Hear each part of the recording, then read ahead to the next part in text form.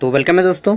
आज के इस वीडियो में हम लोग बात करने वाले हैं एसकेएमयू दुमका में कौन कौन से क्वेश्चन आएंगे, उन सभी क्वेश्चन को जानेंगे। ठीक है, एग्जाम में सेमेस्टर 1 मेजर पेपर 1 हिस्ट्री के लिए। साथ ही सिलेबस भी देखेंगे कि इसका सिलेबस क्या है, तो पहले सिलेबस पे एक नज़र डालेंगे, उसके बाद क्वेश्चन इंपॉर्टेंट, ठीक है, जो आपके एग्जाम में भिड़ जाएंगे, पक्का भिड़ेगा क्योंकि इतना बार भिड़ा चुका हूँ तो इस बार भी भिड़ा ही दूंगा। देखते हैं। तो हिस्ट्री मेजर पेपर 1, ठीक है, इतिहास ऑनर्स पेपर मेजर पेपर को बोला जाता है और इसमें आपको पढ़ना है एंशिएंट इंडियन हिस्ट्री, ठीक है, early time to Maurya age, यानी कि इतिहास शुरुआत से लेकर के मौर्य साम्राज्य तक का इतिहास जानना है इसमें आपका। और जो एग्ज़ाम होगा वह आपका 75 मार्क्स का होगा, ठीक है। 25 मार्क्स इंटरनल होता है, 75 मार्क्स एक्सटर्नल, दोनों को मिला के इंटरनल और एक्सटर्नल मिला के आपको लाना होता है 40 नंबर। थोड़ा सा जान लीजिए इसके बारे में। इंटरनल जो आपका 25 मार्क्स का हुआ है, ठीक है, इसमें आपको लाना है कितना नंबर, तो 25 में से आपको लाना है 10 नंबर, ठीक है। और जो एक्सटर्नल होगा आपका 75 मार्क्स का, इसमें आपको लाना है 30 नंबर, तो आप इसमें पास माने जाएंगे, ठीक है। 30 10 40 कुल मिला के 100 में 40 नंबर लेते हैं तो पास, लेकिन आपको 60 से प्लस लाना है, ठीक है। ये टारगेट लेके चलिए। कॉलेज की तरफ से आपको 20 से प्लस मार्क्स मिलेगा और आपको लाने हैं यहाँ पे 40 से ज़्यादा मार्क्स 75 में, ठीक है। चलिए देखते हैं तो क्या क्या पढ़ना है। ये रहा आपका unit 1, unit 2, unit 3 and unit 4। 4 unit से क्वेश्चन है और चारों यूनिट को मैंने निचोड़ कर क्वेश्चन निकाले हैं। 13 क्वेश्चन इंपॉर्टेंट जो आपके एग्जाम में आएंगे, ठीक है। एग्जाम का स्ट्रक्चर क्या होगा पहले वो जान लेते हैं। तो आपके एग्जाम में कुछ इस टाइप से क्वेश्चन आएगा। Group A and group B, 2 भागों में पेपर रहेगा, ठीक है। मैं आपको क्वेश्चन पेपर भी दे दूंगा किस टाइप से आएगा। इसमें 1 मार्क्स वाले 5 क्वेश्चन आएंगे, 5 मार्क्स वाले 2। ग्रुप ए 15 मार्क्स का होगा कुल मिला के, ठीक है।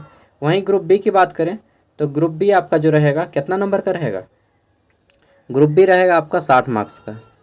ग्रुप ए 15 मार्क्स का, ग्रुप बी 60 मार्क्स का, जिसमें आपको 15 मार्क्स वाले किसी 4 प्रश्नों का आंसर करना होगा। टोटल 6 क्वेश्चन आएंगे 15 मार्क्स वाले, जिसमें से किसी 4 का आंसर करना होगा, ठीक है। और मैं यहाँ जो क्वेश्चन दूंगा ये सभी आपके 15 मार्क्स और 5 मार्क्स वाले हैं, क्योंकि 1 मार्क्स वाले 5 क्वेश्चन आएंगे, तो जब आप इसका आंसर कीजिएगा उस टाइम ही आपको 1 मार्क्स वाले 5 मिल जाएंगे, ठीक है। चलिए देखते हैं पाँचों क्वेश्चन, सॉरी जो आपके बताएं, मैं 6 क्वेश्चन आएंगे, 6 के 6 वो यहाँ से मिल जाएंगे, 6 का 6 वो, हाँ भाई 6 का 6 वो, थोड़ा बहुत वर्ड इधर उधर हो सकता है लेकिन मिल जाएगा। पहला क्वेश्चन है, प्राचीन भारतीय इतिहास जानने के विभिन्न स्रोतों का वर्णन करें, ठीक है। और यहाँ पे आपको 3 स्रोत के बारे में बताना है, पुरातात्विक स्रोत, साहित्यिक स्रोत और मौखिक स्रोत, ठीक है। थोड़ा सा मैं बताऊँगा।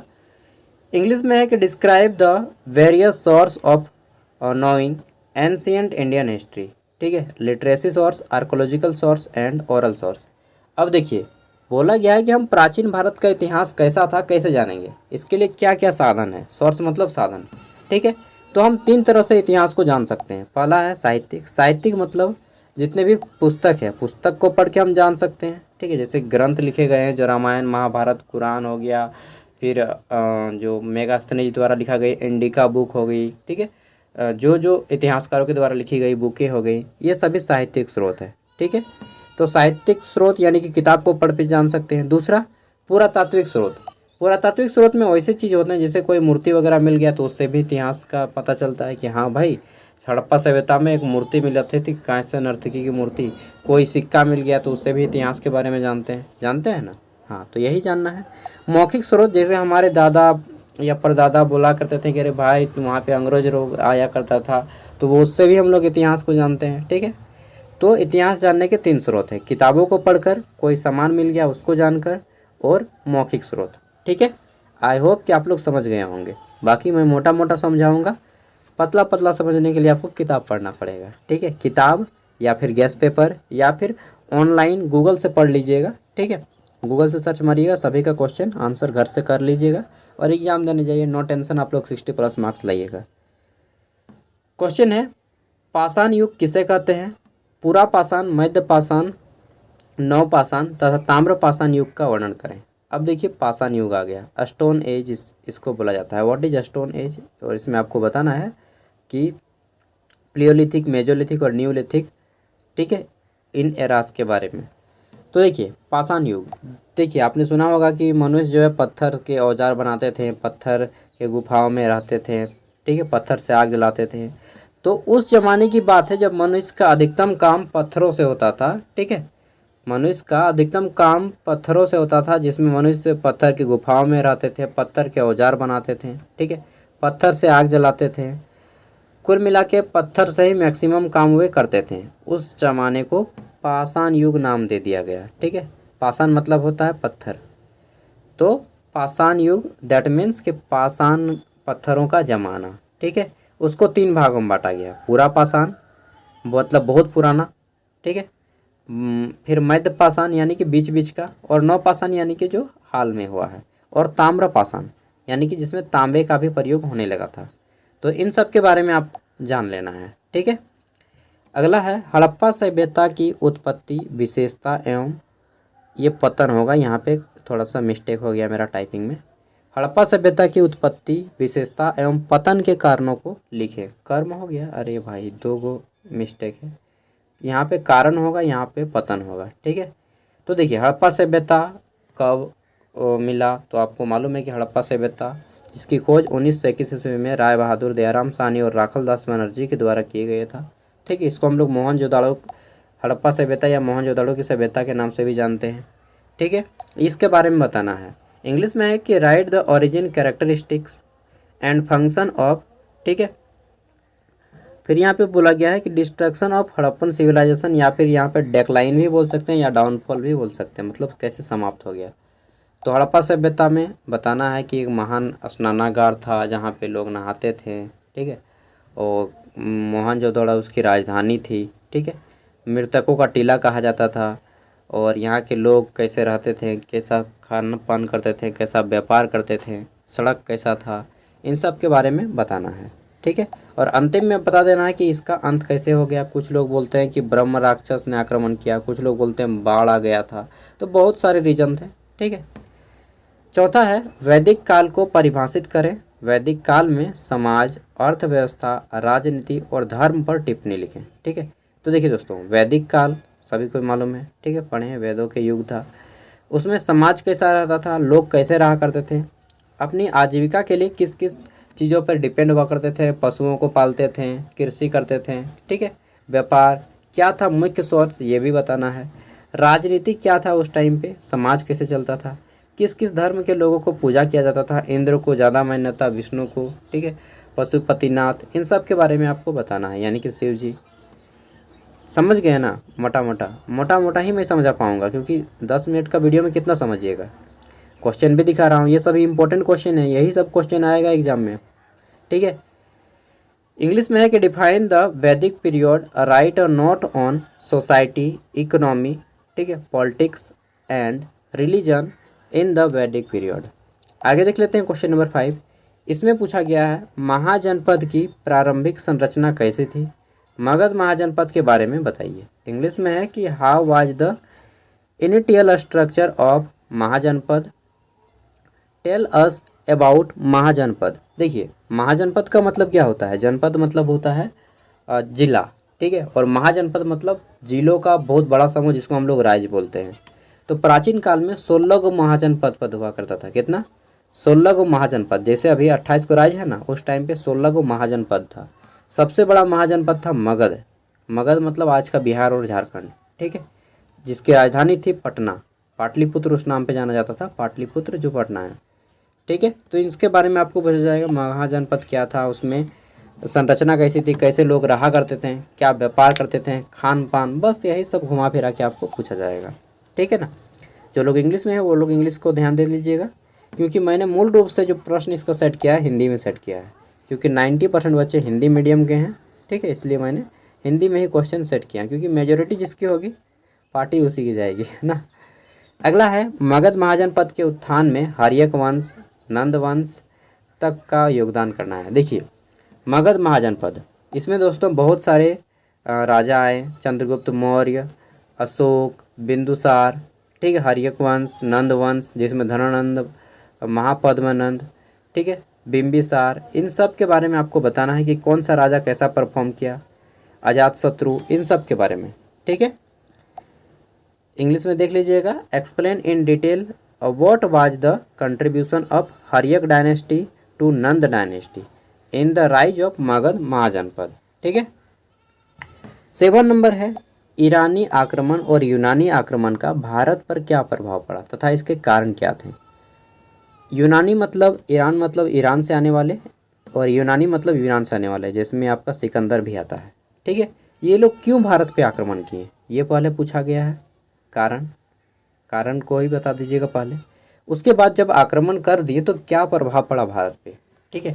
सबको मालूम है कि भारत को बहुत आदमी लूटा है, लेकिन भारत किसी को नहीं लूटा है, क्योंकि हम लोग जिसको लूट दिया ना वो फिर बचेगा ही नहीं कंगाल होने के लिए ना। और हम लोग के पास इतना खजाना ही था, सोने की चिड़िया कहा जाता था भारत को, लूटने का ज़रूरत नहीं था। चलिए आगे देखते हैं, और लूटना हमारी प्रवृत्ति में है ही नहीं। 8 नंबर मौर्य साम्राज्य की उत्पत्ति कैसे हुई। ठीक है। मौर्य साम्राज्य कैसे बना। मौर्य साम्राज्य में चंद्रगुप्त मौर्य, बिंदुसार तथा अशोक के योगदान को लिखना है।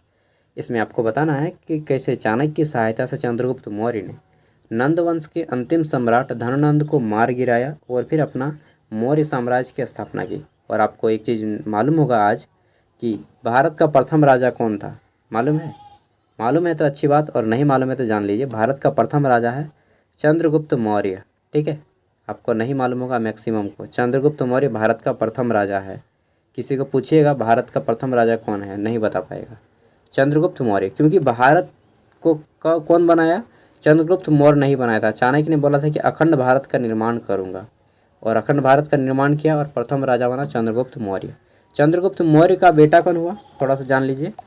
मौर्य वंश में चंद्रगुप्त मौर्य जो चाणक्य की सहायता से राजा बना, इसका बेटा हुआ बिंदुसार। बिंदु डॉट से याद रखिए, बिंदुसार। ठीक है। यहाँ पे लिख लीजिएगा बिंदुसार। बिंदुसार का बेटा हुआ अशोक। ठीक है। अशोक ने फिर कलिंग का युद्ध लड़ा, और इन्होंने यहाँ पे सब खत्म कर दिया राज व्यवस्था। और अशोक का बेटा एक बेटी, और बेटा का नाम था महेंद्र और बेटी का नाम था संघमित्रा, उसको बौद्ध धर्म के प्रचार प्रसार में लगा दिया। ठीक है। तो अगला क्वेश्चन हमारा उसी से है कि अशोक का धम्म से आप क्या समझते हैं। धम्म मतलब धर्म। अशोक ने धर्म के प्रचार के लिए किन किन साधनों का प्रयोग किया।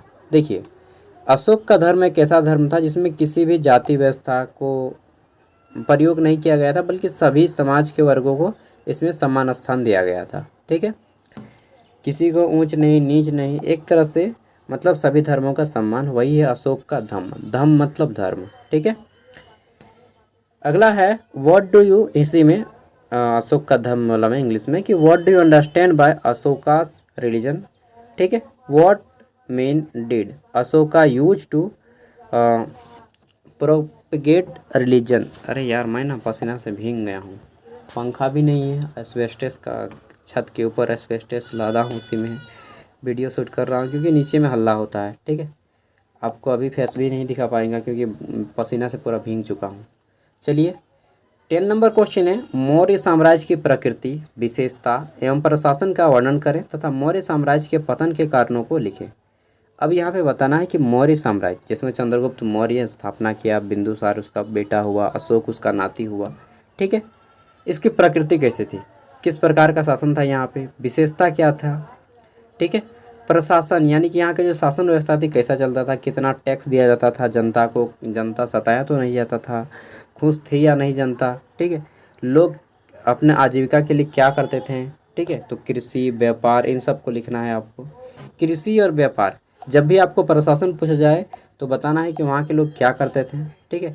विशेषता वगैरह में बता देना है कि कौन कौन से युद्ध लड़ा। ठीक है। कौन कौन सा मस्जिद वगैरह बनाया, मंदिर बनाया, किला बनाया। ठीक है। इन सब के बारे में। 11 नंबर है मौर्य काल की वास्तुकला और स्थापत्य कला के योगदान को लिखें। इंग्लिश में है कि right the contribution of architecture and architect होगा यहाँ पे ऑफ द मुगल पीरियड। ठीक है। तो मौर्य काल में जो लोग क्या क्या मंदिर बनाए, इन सब के बारे में विशेष रूप से बताना है। ठीक है। और कौन सा धर्म अपनाया। आगे देखते हैं 12 नंबर क्वेश्चन। इसमें है प्राचीन भारत में महिला, दास और समाज की व्यवस्था कैसी थी, संक्षिप्त में उत्तर दें। ठीक है। प्राचीन भारत में महिला कैसे रहती थी, दास व्यवस्था कैसा था। ठीक है। तो इन सब के बारे में बताना है। अंतिम क्वेश्चन है दोस्तों इसका, और इसमें हमारा है मौर्य साम्राज्य में कृषि, व्यापार, तकनीक और शिक्षा के बारे में बताइए। ठीक है। तो सब क्वेश्चन ईजी था, समझ गए हैं क्वेश्चन को समझना सबसे बड़ी बात है, क्योंकि जब तक आप किसी चीज़ को समझिएगा नहीं तब तक से उसका उपयोग नहीं कर पाइएगा। ठीक है, तो क्वेश्चन को समझ गए होंगे सब कुछ। मैं आंसर यहाँ पे नहीं बताया हूँ, बस आपको समझा दिया हूँ क्वेश्चन कि क्वेश्चन क्या है। ठीक है, इसका PDF मैं वीडियो का डिस्क्रिप्शन में दे रहा हूँ, फ्री में डाउनलोड कर सकते हैं। और उम्मीद करूँगा मुझे मेरा टाइम मिलेगा तो मैं आप लोग के लिए इसी तरह से कंटेंट लाऊँगा, क्योंकि मेरा अभी MA का एग्ज़ाम चल रहा है। ठीक है, इस कारण मैं आप लोगों का वीडियो नहीं दे पा रहा हूँ टाइम पर। और प्रीवियस ईयर क्वेश्चन पेपर भी मैं लाऊंगा इसके टॉपिक के ऊपर। ठीक है, जहाँ पर भी इस सब्जेक्ट को लेकर एग्ज़ाम हो चुका है, तो सभी को देख लीजिएगा। बाकी डिजिटल एजुकेशन पे ज़्यादा फोकस कीजिए आप लोग, अंडरस्टैंडिंग इंडिया पे ज़्यादा फोकस कीजिए, क्योंकि वहीं से आप लोग फेल हो सकते हैं। सब में पास कर जाइएगा, जो ऑब्जेक्टिव पेपर रहेगा उसी में फेल होने का चांस रहेगा। ठीक है, और देखिए ऑब्जेक्टिव आता है या सब्जेक्टिव, डिजिटल एजुकेशन वो पेपर आपका इंग्लिश में आया था, लेकिन उसी पे फोकस ज़्यादा करना है, डिजिटल एजुकेशन, अंडरस्टैंडिंग इंडिया। ठीक है, और एनवायरमेंटल साइंस, ये इस पे फोकस ज़्यादा कीजिए, बाकी सब आप पास हो जाइएगा। थैंक यू, बाय, मिलते हैं नेक्स्ट वीडियो में। All the best. PDF video का डिस्क्रिप्शन में है। फर्स्ट टाइम आए हैं तो सब्सक्राइब कर लें, फ़ायदा इसमें आपका होगा। कहते हैं ना, इसमें तेरा घंटा मेरा कुछ नहीं जाता। बाय।